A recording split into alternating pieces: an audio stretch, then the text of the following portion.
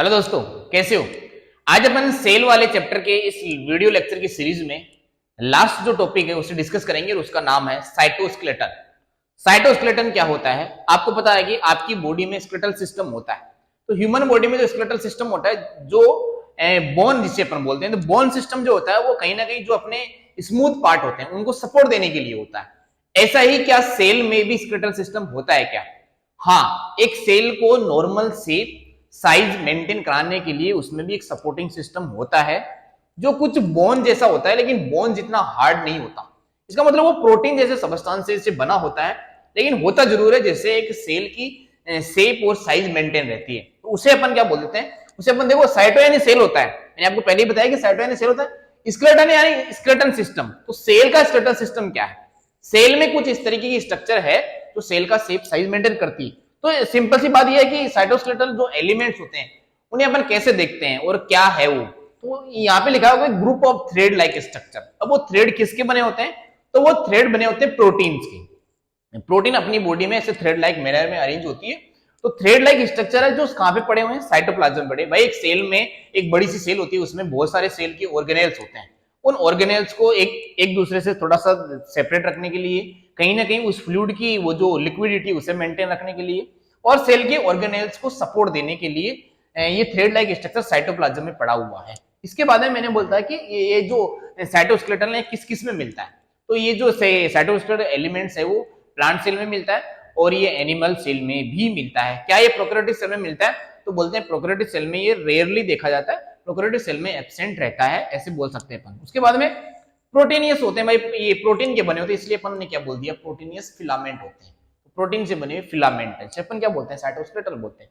क्या रोल है इनका? रोल मैंने आपको बताया कि सपोर्ट देता है, शेप मेंटेन कराता है, और ये कहीं ना कहीं क्या कर रहा है? मैकेनिकल सपोर्ट दे रहा है, जिससे क्या होती है? शेप मेंटेन होती है। तो सपोर्ट शेप और मोटालिटी में मेंटेन करता है। जैसे अगर किसी सेल के बाहर की प्रोजेक्शन ऐसे हैं कि जिससे, जैसे नाव में चप्पू देखा आपने, जो ओर होता है वो ऐसे हिलता है तो नाव ऐसे आगे चलती है, या फिर वो अगर ये चप्पू की डायरेक्शन अलग है तो नाव उसके अपोजिट डायरेक्शन में कुछ ना कुछ मूवमेंट कर रही है। तो ये कहीं ना कहीं मोटालिटी में, मोबिलिटी में भी हेल्प करता है। ऐसे इसके कुछ रोल होते हैं।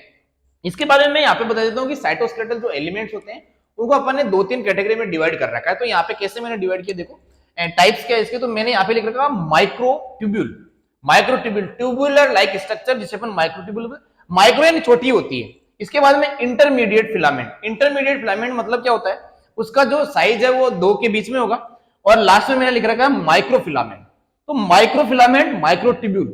देखो ये जो थ्रेड मैंने ये बना रखे हैं इसका मैंने डायमीटर भी बता रखा है। तो माइक्रोट्यूब्यूल का डायमीटर सबसे ज्यादा होता है, जो अप्रोक्सीमेट 25 नैनोमीटर है। तो यहाँ पे आप लिख भी सकते हैं कि यहाँ का जो डायमीटर है वो 25 नैनोमीटर, ऐसा कुछ लिख सकते हैं।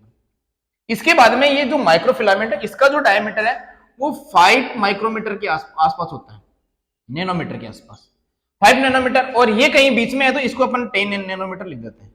तो 10 नैनोमीटर के आसपास इसका क्या हो सकता है? इसका डायमीटर हो सकता है। तो ये ऐसे इस शेप के बेसिस भी अपन ने ये पता कर लिया कि हाँ, माइक्रोट्यूब्यूल सबसे ज्यादा वो थिक वाला ये फिलामेंट रखेगी, इंटरमीडिएट दोनों के बीच में, और जो माइक्रो फिलामेंट है वो सबसे थिन होते हैं। अब इनके बारे में अपन अलग अलग तो पढ़ेंगे, लेकिन पहले यहाँ पे जान लेते हैं कि सबसे पहले मैं यहाँ पे ये इसका कोई यहाँ पे ज्यादा एक्सप्लेनेशन नहीं है। सबसे ज्यादा एक्सप्लेनेशन इस सेल वाले चैप्टर में तो वो है माइक्रोट्यूब्यूल का, क्योंकि माइक्रोट्यूब्यूल से सीलिया फ्लैजिला बनता है, बेसल बॉडी जैसा कुछ पार्ट बनता है। तो ऐसे अपन आगे बात भी करेंगे, लेकिन यहाँ पे मैं माइक्रो फिलामेंट की बात करूँ। माइक्रो फिलामेंट बहुत थिन फिलामेंट। जब मैं आपको मूवमेंट एंड लोकोमोशन पढ़ाऊंगा तो वहां पे किस तरीके से अपनी मसल में कॉन्ट्रेक्शन होता है, किस तरीके से रिलैक्सेशन होता है, तो अपन मूवमेंट करते हैं। तो वहां पे एक यूनिट होती है जो मसल की यूनिट होती है, जिसे अपन सार्कोमियर बोलते हैं। सार्कोमियर में क्या होते हैं? 2 तरीके के फिलामेंट होते हैं। एक होते हैं थोड़े से बड़े, थोड़े से थिक फिलामेंट, जिसे अपन मायोसिन बोलते हैं, और एक थिन फिलामेंट होते हैं, बहुत ही थिन होते हैं, उसे अपन एक्टिन बोलते हैं। तो एक्टिन और मायोसिन क्या होता है? ऐसे स्लाइडिंग करता है, स्लाइड करता है। तो वो जो सार्कोमियर यूनिट है वो कभी कॉन्ट्रैक्ट करती है, कभी रिलैक्स करती है। तो वो कभी छोटी होती है, कभी बड़ी होती है। ऐसे केस में क्या होता है? मसल में कॉन्ट्रैक्शन रिलैक्सेशन होता है। तो ये जो एक्टिन फिलामेंट है ये कहीं ना कहीं अपनी मसल में मिलता है। इसके बाद में जो अपनी डब्ल्यूबीसी सेल है और जो अमीबा में जो सेल होती है, तो डब्ल्यूबीसी सेल जो मैक्रोफेजेस सेल है ना, जो किसी फॉरेन पार्टिकल को खाने में हेल्प करती है, तो अपनी बॉडी को प्रोटेक्शन देती है। तो कोई भी फॉरेन पार्टिकल है उसे पकड़ती है तो कुछ ऐसी मूवमेंट दिखाती है जिसे अपन अमीबोइडल मूवमेंट बोलते हैं। आपने 10th क्लास में पढ़ा हुआ अमीबा किस तरीके से खाना खाता है। जैसे अगर कोई फॉरेन पार्टिकल उसके पास में है तो अपने स्यूडोपोडिया को ऐसे कॉन्टेक्ट करता है, फिर एक्सटेंड करता है, फिर कॉन्टेक्ट करता है, फिर एक्सटेंड करता है और कहीं ना कहीं फूड पार्टिकल तक पहुंच जाता है और उसे अपने कब्जे में ले लेता है। ऐसे कुछ है। तो ऐसा ही कुछ अपनी बॉडी में मैक्रोफेजेस सेल करती है, तो उनमें कुछ अमीबोइडल मूवमेंट देखने को मिलती है, वहां पे भी एक्टिन फिलामेंट ही हेल्प करता है उसके कॉन्ट्रेक्शन में और रिलैक्सेशन में। तो ये दो बातें आपको याद रखनी है कि एक्टिन फिलामेंट क्या होता है या फिर माइक्रोफिलामेंट क्या होता है। क्या इतनी बात समझ में आई? उसके बाद में बोलता हूँ इंटरमीडिएट फिलामेंट का तो स्पेशल रोल अपने एनसीईआरटी में नहीं दे रखा, फिर भी मैं आपको बता देता हूँ कि अपनी बॉडी में जो सेल के ऑर्गेनेल्स हैं उनको कहीं ना कहीं जो मेम्ब्रेन होती है उसकी, क्योंकि अपनी जो यूकैरियोटिक सेल है उसमें जो मेम्ब्रेन बाउंडेड सेल ऑर्गेनेल्स है उनकी जो मेम्ब्रेन होती है उसको कहीं ना कहीं सपोर्ट देने में हेल्प करता है। तो अपन ऐसा देख सकते हैं कि अपना जो न्यूक्लियस होता है उसकी न्यूक्लियर मेम्ब्रेन जो होती है उसको सपोर्ट देने के लिए यहाँ पे इंटरमीडिएट टाइप के फिलामेंट होते हैं जो मैकेनिकल सपोर्ट यहाँ पे न्यूक्लियर मेम्ब्रेन को दे रहे होते हैं या फिर सेल ऑर्गेनेल्स की मेम्ब्रेन को दे रहे होते हैं। इतनी बात आपको सिर्फ नॉलेज के लिए याद रखनी है। उसके बाद में अपन फाइनली आते हैं कि ये क्या है। तो ये सबसे बड़े फिलामेंट है जिसे अपन माइक्रोट्यूब्यूल बोलते हैं, ट्यूब्यूलर लाइक स्ट्रक्चर, ट्यूब जैसी स्ट्रक्चर। जैसे मैं ये मार्कर आपको दिखा देता हूँ कि ये मार्कर कैसे ट्यूब जैसा दिख रहा है ना, सिलेंडर जैसा। तो ट्यूब्यूलर लाइक स्ट्रक्चर जो छोटी है, बहुत ही छोटी है, जिसका डायमीटर आपको मैंने बता ही दिया।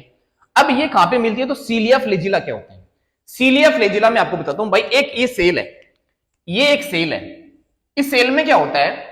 इस सेल का जो ये वाला जो मेम्ब्रेन वाला पार्ट है ये कुछ एक्सटेंड करता है इसे, और कुछ अंदर से कुछ प्रोटीन के प्रोजेक्शन की वजह से कुछ ऐसे पार्ट बाहर निकल जाता है।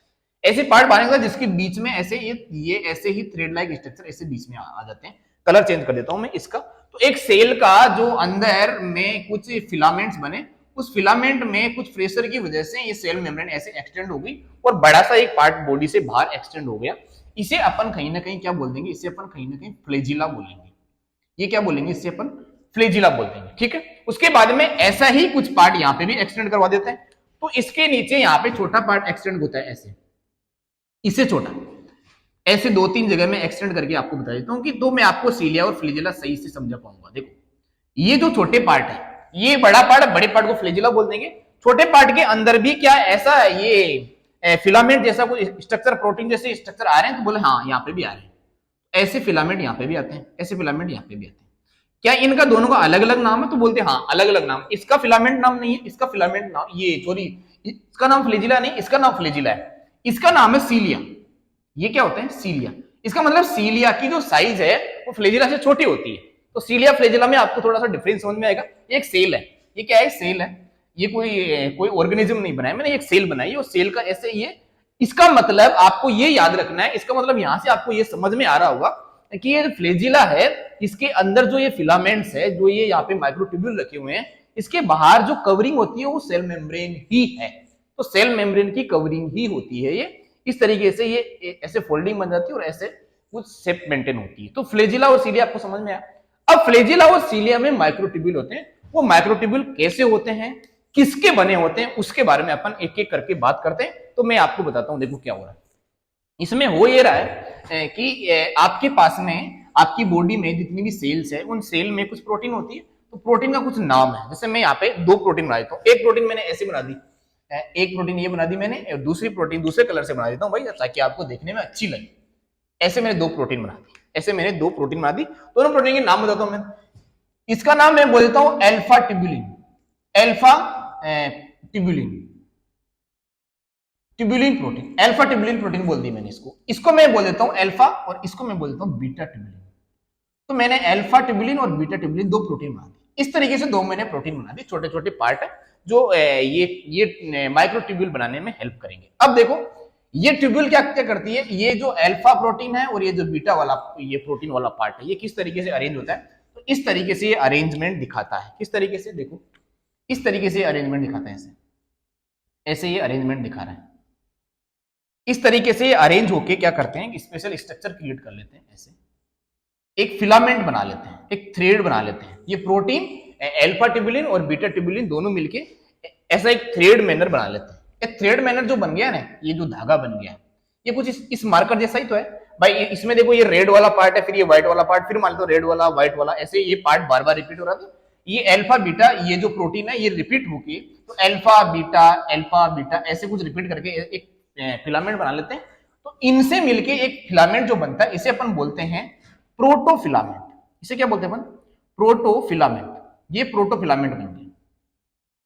ये प्रोटोफिलामेंट क्या करता है, ये प्रोटोफिलामेंट बहुत सारे पार्ट को ऐसे अरेंज कर लेता है। जैसे यहाँ पे देखो मैंने ऐसे, ये एक आपको मैंने 3D में दिखाने की कोशिश करी, पर आपको ये पता नहीं दिख रहा है कि नहीं दिख रहा, पर ये जो है ये वाला एक पार्ट है, ये पूरा का पूरा थ्रेड है। जैसे ये वाला पूरा का पूरा थ्रेड है, नीचे जा रहा है, ये वाला पूरा का पूरा थ्रेड है, ऐसे नीचे जा रहा है। मैं आपको दिखा भी देता हूँ, देखो मार्कर की कैसी स्ट्रक्चर है।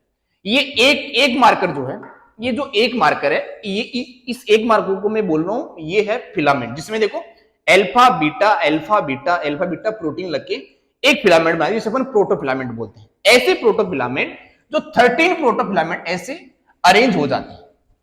13 फिलामेंट मैं यहाँ पे अरेंज करके लाया हूं। देखो ये जो एक मार्कर को मैंने क्या बोला था, प्रोटोफिलामेंट। प्रोटोफिलामेंट को मैंने इस तरीके से अरेंज कर दिया। देखो ये ट्यूबुलर लाइक स्ट्रक्चर बना दिया, ट्यूब लाइक स्ट्रक्चर। इसमें आप काउंट कर सकते हैं। देखो ये यहां से रेड वाले से काउंट करना चालू करते हैं। रेड वाला 1 2 3 4 5 6 7 8 9 10 11 12 13, ये यहां से व्हाइट तक पहुंचते पहुंचते 13 फिलामेंट हो गए। तो इस तरीके से 13 फिलामेंट ऐसे रखे हुए हैं, ऐसे ये 13 फिलामेंट ऐसे रखे हुए हैं। ये पूरी ट्यूब ऐसी नहीं है। तो ये एक प्रोटोफिलामेंट है, ये एक प्रोटोफिलामेंट को मैंने ऐसे रख दिया है, तो ये ऐसे प्रोटोफिलामेंट लिख रहे हैं। ऐसे देखो ये प्रोटोफिलामेंट, ये प्रोटोफिलामेंट आपको दिख रहा होगा। इस तरीके से ये सारे के सारे क्या प्रोटोफिलामेंट जो किससे बने हुए हैं, alpha beta alpha beta alpha beta tubulin protein से बने हुए हैं। जिससे क्या बन गई, जिससे एक क्या बन गई है, जिससे एक बन के तैयार हो गई। ये इसका नाम क्या है, इसका नाम है माइक्रोट्यूब्यूल, जो मैंने यहां पे बताई है। इसका नाम क्या है, माइक्रोट्यूब्यूल। तो इसका मैं नाम लिख देता हूं यहां पे, ये है माइक्रोट्यूब्यूल।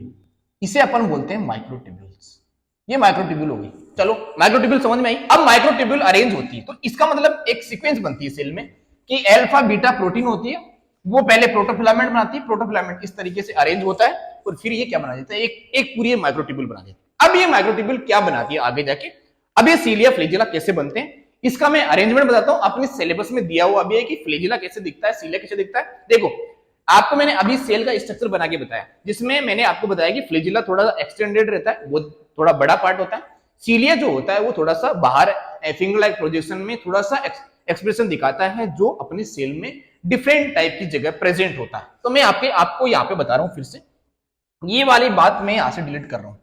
अल्फा बीटा प्रोटीन याद रखनी है, प्रोटोफिलामेंट याद रखना है, ये माइक्रोट्यूब्यूल अपन बनी रहने देते हैं। चलो इसके बाद में मैं आपको कुछ बातें बताता हूं। देखो क्या बातें हैं, बातें कुछ ऐसी है कि जो फ्लैजिला और सीलिया होता है, उसमें मैंने अभी बताया कि एक सेल है। इस सेल का ये बहुत ज्यादा एक्सटेंड किया हुआ पार्ट, ये जिसे अपन बोलते हैं कि ये है फ्लैजिला। इसके बाद में मैंने यहाँ पे एक छोटा सा पार्ट एक्सटेंड कर दिया, ये है सीलिया। तो सीलिया फ्लैजिला दो ही बना लेता हूं। उसके बाद में मैं यहाँ पे बना रहा हूं बहुत सारे फिलामेंट। ऐसे मैंने क्या बना दिए, बहुत सारे फिलामेंट्स बना दिए। ये मैं माइक्रोट्यूब्यूल बना रहा हूं, ये फिलामेंट नहीं है, ये माइक्रोट्यूब्यूल लगाई मैंने सब। ये माइक्रोट्यूब्यूल है, ये माइक्रोट्यूब्यूल मैंने यहाँ पे खूब सारी, क्या यहाँ पे भी लगी होगी, हाँ यहाँ पे भी खूब सारी माइक्रोट्यूब्यूल लगी होती है। उसके बाद में यहाँ पे कुछ ऐसा एक पार्ट लगा होगा, ऐसा ट्यूबुलर लाइक पार्ट, जिसे अपन ऐसा ही बना के बोल देते हैं कि ये ऐसा एक ट्यूबुलर पार्ट और लगा हुआ, जिसे अपन बेसल बॉडी बोले। ये है बेसल बॉडी। तो ये बेसल बॉडी है।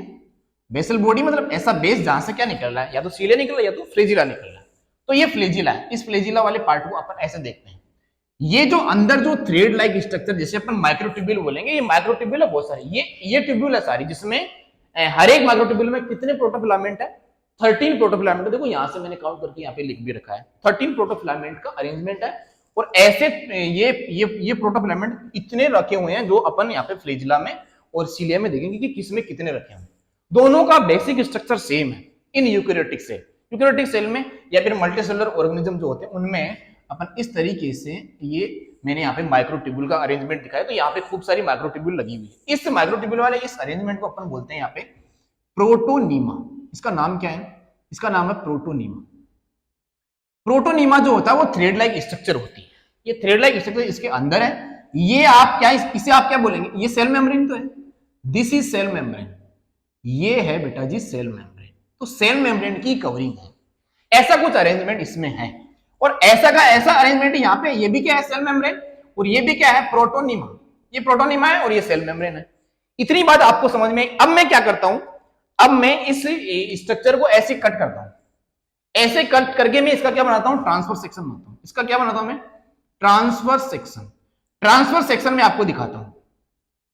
ट्रांसफर सेक्शन जब आपको दिखेगा तब आपको पता लगेगा कि ये कैसे दिखता है, एक्चुअल में कैसे दिखता है। एक्चुअल में इसको अब यहाँ पे मैं दिखाने की कोशिश कर रहा हूँ, आप ध्यान से देखना। मैं कुछ इस स्ट्रक्चर को ऐसे दिखा दूं क्या, कि इसको मैंने जैसे ट्रांसवर्सली कट किया भाई, जब मैंने इस वाले पार्ट को ऐसे ट्रांसवर्सली कट किया तो मेरे को कैसे दिखेगा, देखना यहाँ पे मेरे को कुछ ऐसा दिख रहा है कि ये मैंने बना दिया इसका ये पार्ट, इसके ट्रांसफर सेक्शन को काटने के बाद मैंने कुछ ऐसा बना दिया। इसमें देखो क्या दिखता है मेरे को, इसके अंदर ये वाला पार्ट है प्रोटोनिमा, इसे अपन क्या बोलेंगे बेटा जी, ये है प्रोटोनिमा। प्रोटोनिमा ये है। अब प्रोटोनिमा में क्या है, बहुत सारे यहाँ पे माइक्रोट्यूब्यूल लगे हैं। वो किस तरीके से लगे हैं मैं आपका अरेंजमेंट पूरा दिखाऊंगा। ये क्या है, ये है cell membrane, this is cell membrane. अब आपको थोड़ा सा इमेजिन करके इसको समझने की कोशिश करना कि इसका ट्रांसफर सेक्शन ये है। अब ये एक्चुअल में कैसे दिखता है, तो प्रोटोनिमा की स्ट्रक्चर पढ़ेंगे अपन। प्रोटोनिमा की स्ट्रक्चर सीलिया में और फ्लेजिला में दोनों में सिमिलर होती है, इसलिए जैसे ही आप इसकी बेसिक स्ट्रक्चर पढ़ेंगे तो आपको सीलिया फ्लेजिला दोनों समझ में आ जाएगा। सीलिया छोटा होता है, फ्लेजिला बड़ा होता है, इतनी बात याद रखनी है। अब मैं थोड़ा सा यहाँ पे ऐसे बता देता हूँ कि जो सीलिया होता है उसके काम क्या होते हैं भाई, सीलिया के फंक्शन बता देता हूँ मैं आपको। सीलिया के फंक्शन कहाँ कहाँ पे होते हैं, आपका रेस्पिरेटरी जो ट्रैक है, उस रेस्पिरेटरी ट्रैक में कुछ आपने पढ़ा होगा, अगर टिश्यू वाला चैप्टर आपने नहीं पढ़ा और या फिर आपने 9th-10th में पढ़ा होगा, तो आपने ऐसे पढ़ा होगा कि जो आपका ट्रेकिया होता है उसमें जो सेल होती है, जो म्यूकोजल सेल होती है, उसके बाद सीलियरी मूवमेंट होती है। तो आपके वहां पे कोल्यूमिनार सीलेटेड एपिथेलियल सेल मिलती है। तो कोल्यूमिनार जो सेल मिलती है वो किस तरीके से होती है, इस तरीके से। जैसे मान लेता हूं ये आपका ट्रेकिया है, ये आपका ट्रेकिया, ऐसे मैं ट्रेकिया बना देता हूं, ऐसे ट्रेकिया है। इस ट्रेकिया में यहाँ पे ऐसे सेल मिलती है, ऐसे कोल्यूमिनार सेल, जिसपे क्या मिलता है, सीलिया मिलता है, ऐसे सीलिया मिलता है, ऐसे ऐसे सीलिया यहाँ पे मिलता है। अब ये सीलिया करता क्या भाई, ये सीलिया आपके ट्रेकिया में यूनिडायरेक्शनल मूवमेंट करता है, ऐसी मूवमेंट करता है, देखो ऐसी मूवमेंट करता है, ऐसी मूवमेंट करेगा तो क्या होगा, जो भी डस्ट के पार्टिकल आपके रेस्पिरेटरी ट्रैक में आए हैं वो ऐसे बाहर निकल जाएंगे, ठीक है। या फिर कोई ज्यादा म्यूकस का सिक्रेशन हो गया वो भी यहाँ से बाहर निकल जाता है। तो ऐसा कुछ मूवमेंट यहाँ पे यूनिडायरेक्शनल मूवमेंट सीलिया का देखने को मिलता है। और सीलिया क्या कर सकता है, और सीलिया ये दो काम कर सकता है। एक तो ये कोई सेल है, जैसे मान लेता हूं कि कोई ये सेल रखी हुई, और इसके बाद जैसे आपने देखा होगा कि जो यूनिसेलुलर ऑर्गेनिज्म होते हैं, जैसे पैरामीशियम कुछ इस तरीके का होता है। अब पैरामीशियम में रियल में बना देता हूं भाई, रियल में पैरामीशियम कुछ इस तरीके से बना होता है, इस तरीके से। उसमें ऐसे चप्पल लाइक एनिमल है, उसके बाहर ऐसे बहुत सारे सीलिया प्रेजेंट होते हैं, जो क्या करते हैं, जो यूनिडायरेक्शनल मूवमेंट करते हैं, एक ही डायरेक्शन में मूवमेंट करते हैं। तो यहां से क्या होता है, सेल अगर यूनिसेलुलर सेल है तो सीलिया क्या काम करता है, सीलिया यहाँ पे सेल मूवमेंट करवा सकता है, सेल की मूवमेंट करा सकता है, सेल की मूवमेंट करा देगा। और क्या कराएगा, और ये यहाँ पे मीडियम को भी हिला सकता है, तो मीडियम को भी मूव करा सकता है, तो मीडियम को मूव करा देगा, सेल को खुद को मूव करा देगा, दोनों काम कर सकता है सीलिया।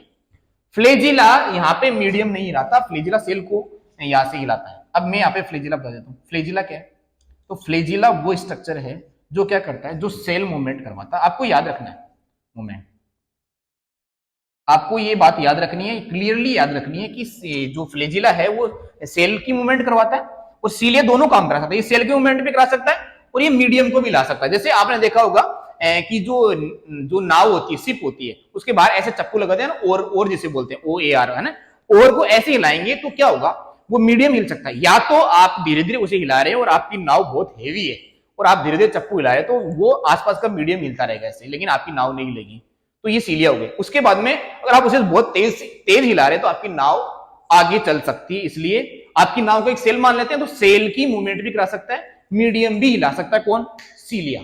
फ्लेजिला क्या करेगा, फ्लेजिला बड़ी स्ट्रक्चर है, बड़ी स्ट्रक्चर जब हिलती है तो सेल ही हिलता है, तो वो मीडियम को फ्रेश जरूर करता है लेकिन सेल मूवमेंट करता है। तो मेनली यहाँ पे ऐसा ही बोला गया है कि सीलिया सेल मूवमेंट करवा सकता है। इतनी बात आपको अगर समझ में आई है तो मैं अब आपको ये प्रोटोनिमा का जो अरेंजमेंट है, तो ये धागे का जो अंदर ये माइक्रोट्यूब्यूल का जो अरेंजमेंट है, ये मैं आपको समझा देता हूं।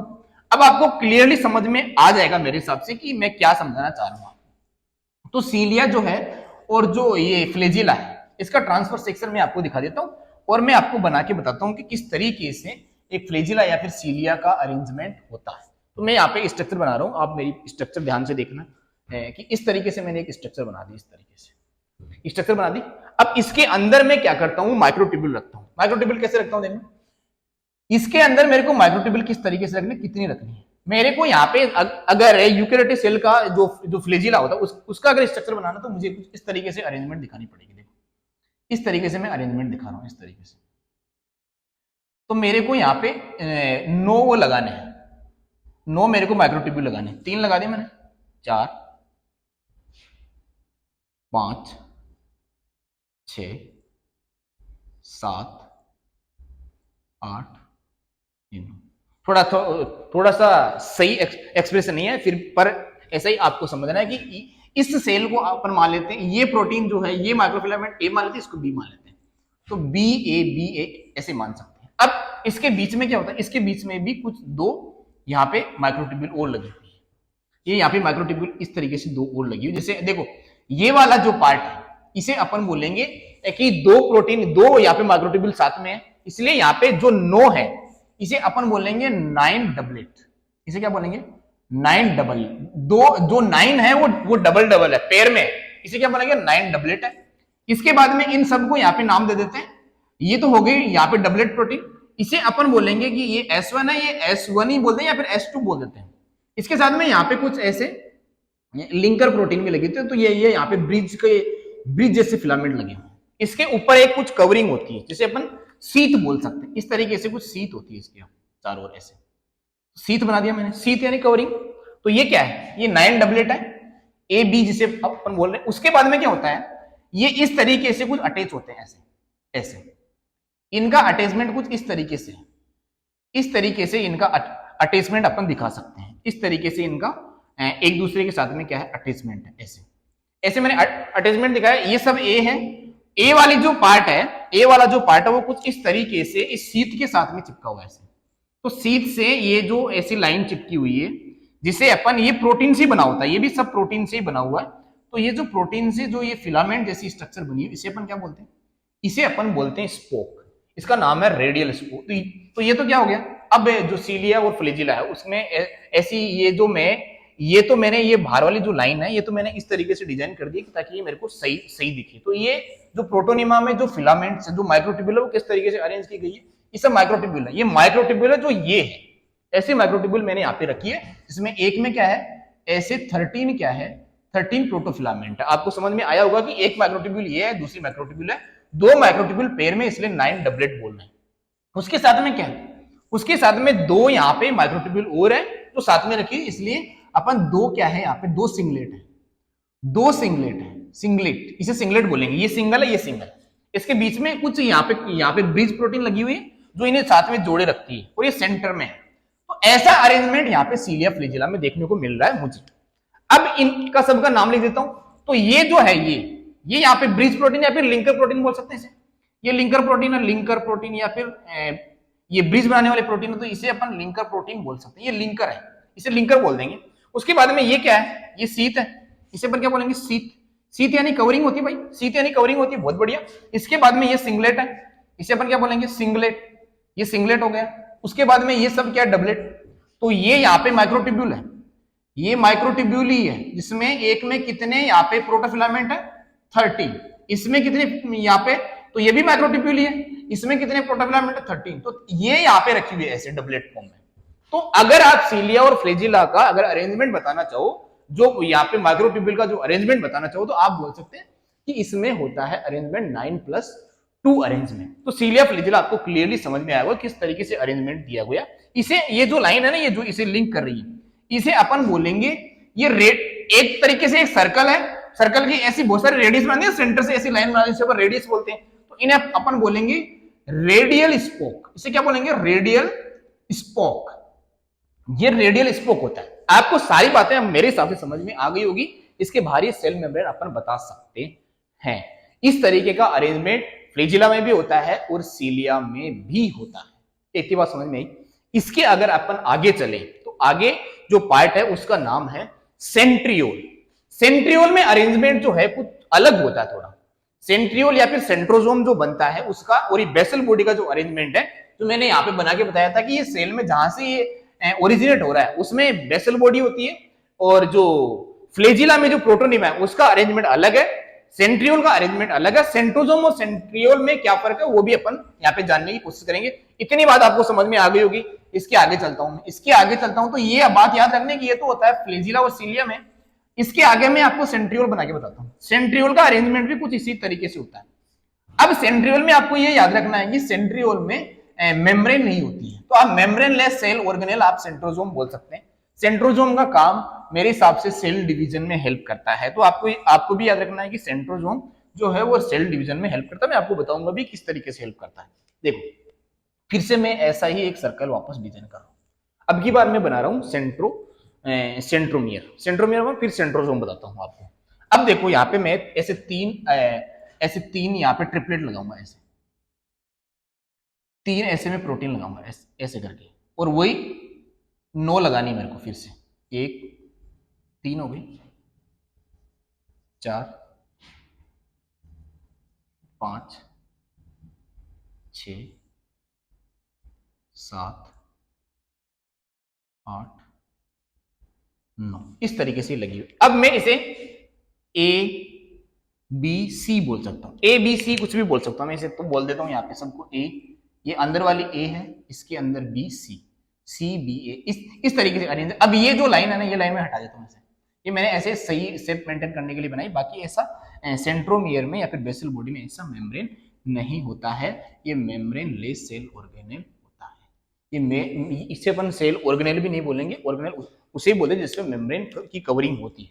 ऐसा कुछ अरेंजमेंट यहाँ पे दिया हुआ है। अब देखो इसमें जो ये ए है ये सी से इस तरीके से जुड़ा होता है, ऐसे इस तरीके से इसका अरेंजमेंट होता है, इस तरीके से क्या होता है इसका अरेंजमेंट होता है, इस तरीके से ऐसे जुड़ा हुआ है ये सब।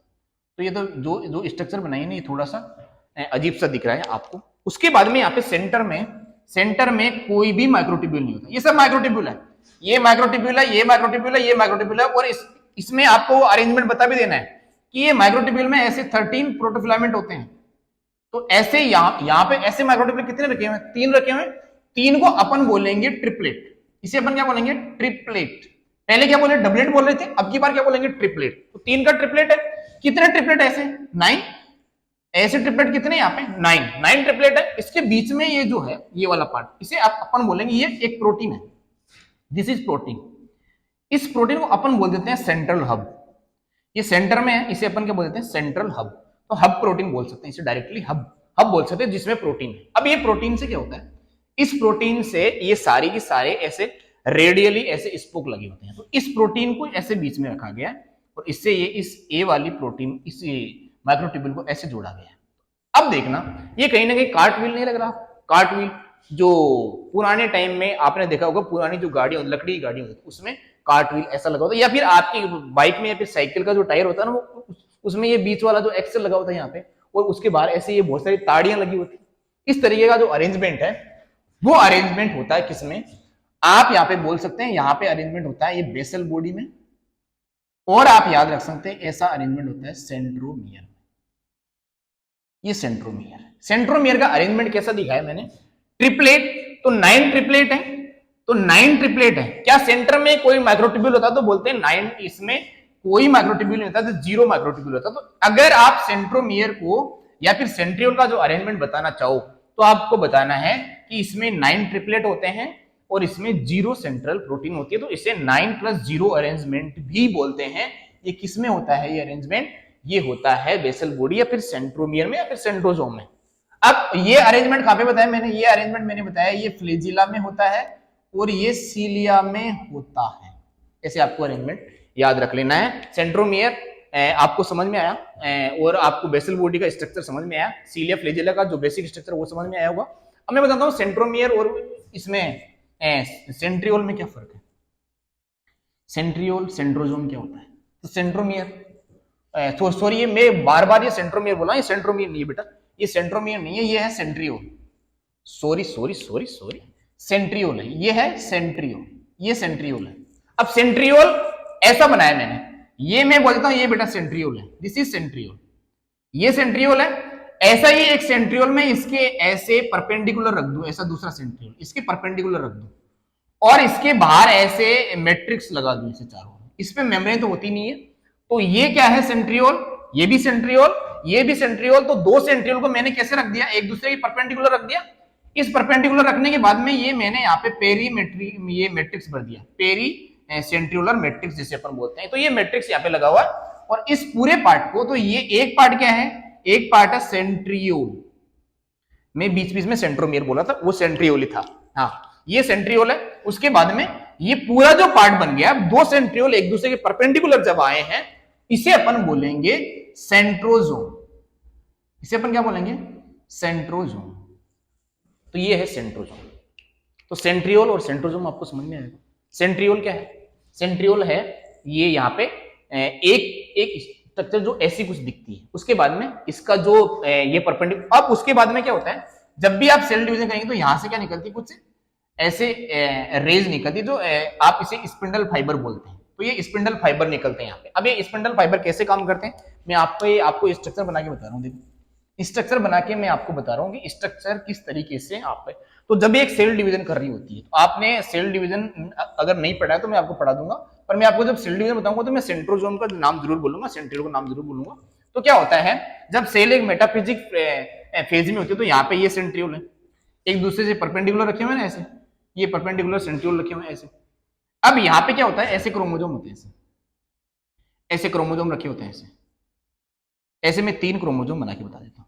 इसमें आपको पता होगा, मैंने आपको पिछले लेक्चर में बताया भी है, ये है क्या, सेंट्रोमियर, ये सेंट्रोमियर, इसलिए मैं बार बार सेंट्रोमियर बोल रहा हूँ। इसके बाहर यहाँ पे ऐसे एक डिस्क लाइक स्ट्रक्चर लगी होती है जिसे अपन काइनेटोकोर बोलते हैं। इतनी बात भी आपको पता होगी। इसके बाद में क्या होता है, ये जो पार्ट है इसके बाहर ये मैट्रिक्स भरा होता है, यहां से इस मैट्रिक्स से क्या होता है, ऐसे ये फाइबर निकलते हैं, ऐसे फाइबर निकलते हैं। इस फाइबर को अपन बोलते हैं एस्ट्रल रेज। ये एस्ट्रल रेज की जो फाइबर निकलता है इसे अपन एस्ट्रल रेज बोलते हैं। ये फाइबर कुछ ऐसे भी होते हैं, ऐसे, ये जरूरी नहीं है सभी क्रोमोसोम से जुड़े, ये ऐसे होता है। तो इसे ये जो सेंट्रोमियर है ये कहीं ना कहीं इस फाइबर को ऐसे चिपका देता है और फिर इस जो ये क्रोमोसोम इसे अपन सेपरेट कर लेते हैं। तो सेल डिवीजन में हेल्प करता है और दोनों क्रोमोसोम को अलग अलग कर देता है। इस तरीके का काम करता है कौन, ये सेंट्रियोल। समझ में आएगा, सेंट्रोसोम इस तरीके का काम करता है। अब आपको पता चल गया होगा कि जो माइक्रोट्यूब्यूल किसको बनाने में हेल्प करता है। देखो सीलिया फ्लैजेला का मैंने स्ट्रक्चर बता दिया आपको। सेंट्रियोल, ये जो सेंट्रियोल है जो यहाँ पे मैंने आपको बता दिया कि सेंट्रियोल और ये जो सेंट्रोजोम है ये किस तरीके से काम करता है। उसके बाद बेसल बॉडी की स्ट्रक्चर ऐसी होती है। तो यहाँ पे याद रखेंगे आप, यहाँ पे ब्रीफली याद रख लेंगे, 9+2 अरेंजमेंट होता है, 9 ट्रिपलेट होते हैं और 2 सिंगलेट होते हैं। किसमें, सीलिया फ्लैजेला में। इसमें आप याद रखोगे 9 ट्रिपलेट होते हैं, तो 9 ट्रिपलेट और इस सेंटर में क्या होती है, प्रोटीन हब होती है, तो इसे अपन 9+0 अरेंजमेंट बोलेंगे।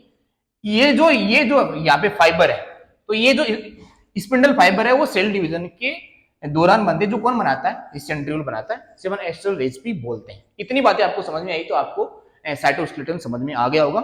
इसके बीच में अगर कोई आपको डाउट लगा है तो मुझे आप कमेंट सेक्शन में जरूर पूछिएगा, मैं आपको तुरंत जवाब दूंगा।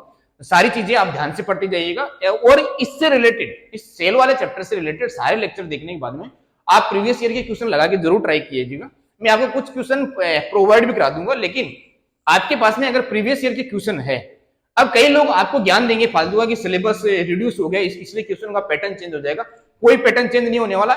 स्टेटमेंट वाले क्वेश्चन आने वाले हैं, एमसीक्यू टाइप के क्वेश्चन आने वाले हैं, और उसके बाद में कौन से क्वेश्चन आने वाले, कुछ जो स्टेटमेंट जो होते हैं जिसमें 2-4 स्टेटमेंट देंगे और ये पूछेंगे कि कौन सा स्टेटमेंट सही है, एआर वाले क्वेश्चन आने वाले। तो इनका ये जो क्वेश्चन का पैटर्न है पहले भी था। तो प्रीवियस ईयर के क्वेश्चन 5-6-7 साल के आपको क्वेश्चन लगा लेने। अगर वहां पे आपने ये सारा टॉपिक पढ़ लिया है, सेल वाला चैप्टर पूरा पढ़ लिया है और आपसे क्वेश्चन नहीं लगे तो मुझे बोलना। तो ये सारे टॉपिक पढ़ने के बाद में आपको सारे क्वेश्चन लगने में आ जाएंगे। आप जरूर क्वेश्चन लगाइएगा। क्वेश्चन प्रैक्टिस के बिना आप नीट क्वालिफाई नहीं कर पाओगे, आप नीट में अच्छे मार्क्स नहीं ला पाओगे। आपको थियरी के साथ में, कॉन्सेप्चुअल क्लियरिटी के साथ में आपको एमसीक्यूज प्रैक्टिस करना पड़ेगा। एमसीक्यूज प्रैक्टिस जब आप करोगे तो हो सकता है आपको पहली बार में सारे एमसीक्यूज गलत लगे या फिर पूछे कि एमसीक्यूज आपके सही हो, लेकिन आपकी कॉन्सेप्चुअल क्लियरिटी एमसीक्यू से बहुत अच्छी आती है। आपके दिमाग में क्वेश्चन का पैटर्न जब बनता है, किसी भी कॉन्सेप्ट को लेकर क्वेश्चन के फॉर्म में वो आपके दिमाग में जाता है तो आपको जल्दी याद होता है। इसलिए आप क्वेश्चन भी साथ में बनाते रहिए और थियरी भी साथ में पढ़ते रहिए। और बायोलॉजी जो सब्जेक्ट है ना, वो रिवीजन का सब्जेक्ट है। Biology is the subject of revision. अगर आप इसका रिवीजन करना बंद कर दोगे तो आप इसे भूल जाएंगे, क्योंकि इसमें बहुत सारे कॉन्सेप्ट होते हैं जिनको आपको लगातार दिमाग में रखना पड़ता है और आपको दिमाग में बार बार उसे हिट करवाना पड़ेगा, ताकि आपके दिमाग को यह लगे कि हाँ ये काम की चीज है। और काम की चीज दिमाग याद रखता है, बिना काम की तो हजारों चीजें दिमाग में दिन में आती है, इसलिए सारी चीजें डिलीट हो जाती है। तो अगर आपको कोई टॉपिक एक ही बार पढ़ने में आया तो आप भूल जाओगे कुछ दिन बाद में, इसलिए चीजों को रिवाइज भी करते रहिएगा। इंपॉर्टेंट फॉर्मूला जो फिजिक्स केमिस्ट्री में होते हैं, बायोलॉजी में कुछ एग्जांपल्स होते हैं, प्लांट किंगडम, एनिमल किंगडम से कुछ एग्जांपल्स है जिसे आप बार बार रिवाइज करते जाइएगा, जिससे क्या होगा, जिससे आपके दिमाग में वो रिकॉल होते रहेंगे और आप एग्जाम टाइम में एकदम से पैनिक नहीं होंगे। समझ में आए मेरी बात? 6-7 महीने जो बचे ना, दम लगा दो पूरा, और पूरा दम लगा के तैयारी करिएगा। Okay, all the best, thank you.